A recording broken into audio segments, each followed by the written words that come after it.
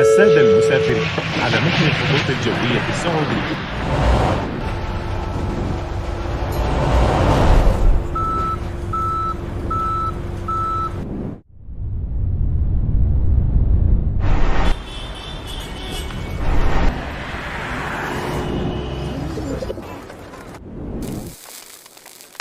الله أكبر الله أكبر.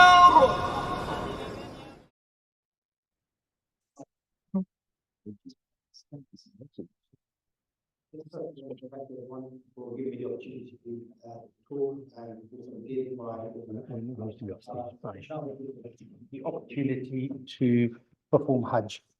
I just want to quickly just recap 1 minute of the journey that's got us so far. Many of you will have gone through that journey where you have, I believe it was on the second day of Ramadan, second or first day of Ramadan, rumors were going, it's going to go live, it's going to go live. You were by your computers, you were getting ready, you didn't know whether to open your fast, come back, have water, not come back, water, looking at the computer. One-time passwords weren't happening. You were looking, is it coming? Is it coming? You've only got 5 minutes. The whole system was failing. And suddenly someone said, top up your wallet. You put an extra few thousands in there because you didn't know whether you get your package.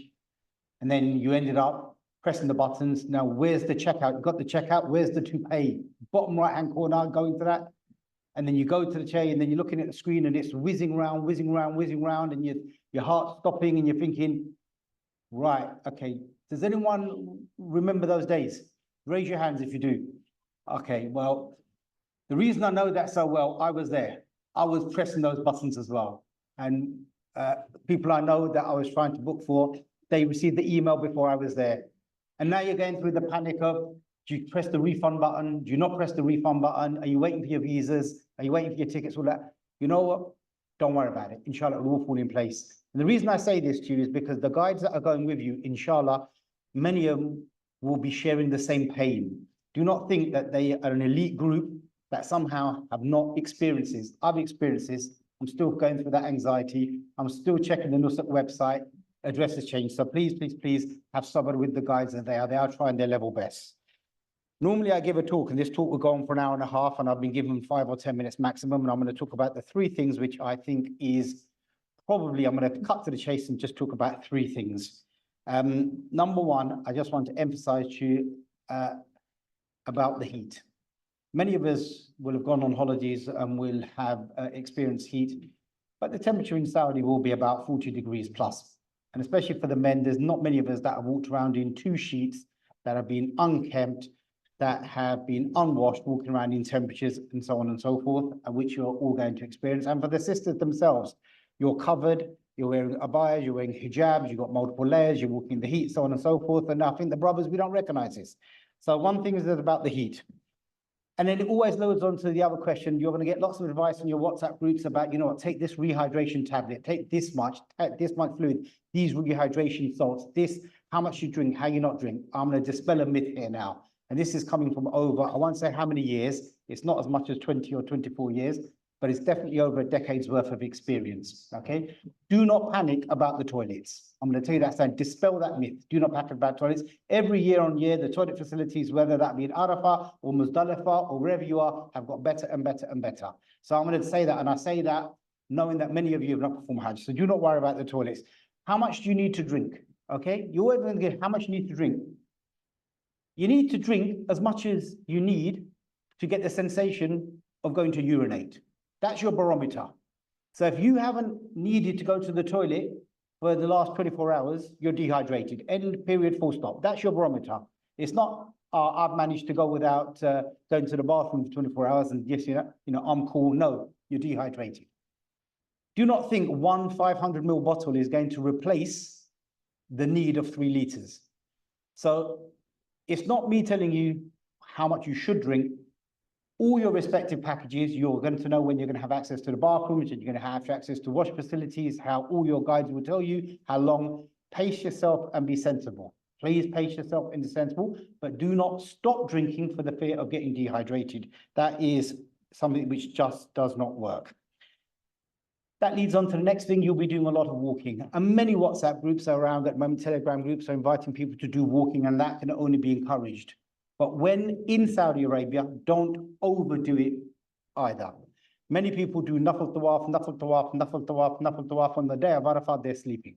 I can tell you that I've seen people sleeping on the day of Arafah every year. There's never a year gone by where having people sleeping because they're exhausted.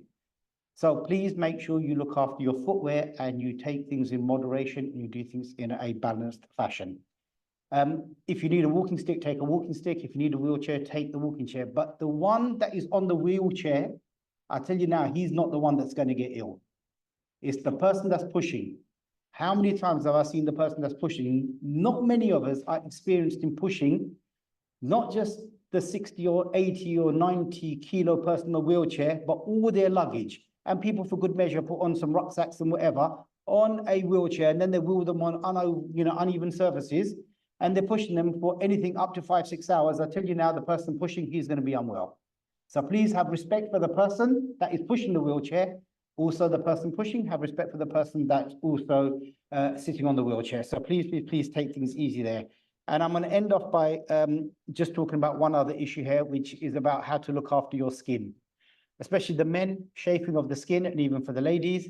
You'll be given lots of advice: take Vaseline, take Body Glide and so on. I personally prefer Body Glide. It's doesn't have any perfume. You can buy it on the internet. It's used by pristine athletes, and it is easy. It's just like a roll-on stick, so you don't have to get your fingers dirty or anything like that. It comes in 2 different sizes, very easy. There's one for male, one for women. It's so easy to use. Make sure you carry that with you at all times. If not, use Vaseline.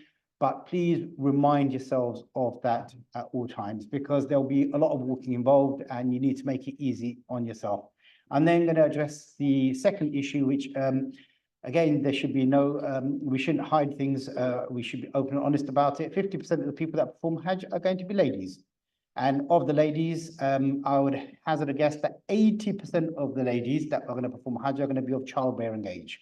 So if you imagine there's a group of 100 people, 80 of them will be in childbearing age.